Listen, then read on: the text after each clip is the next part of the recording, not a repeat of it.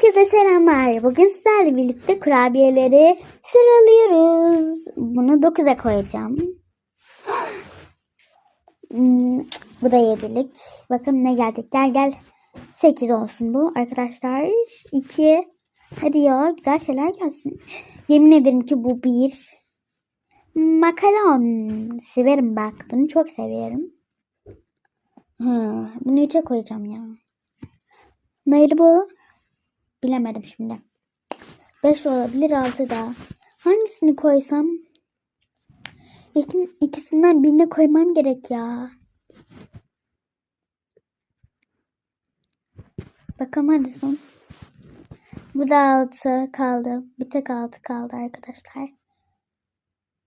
Bir videomuzun daha sonuna geldik. Umarım beğenmişsinizdir. Like atıp abone olmayı, yani ding dong yorum da yapmayı unutmayın. Diyeceklerim bay bay.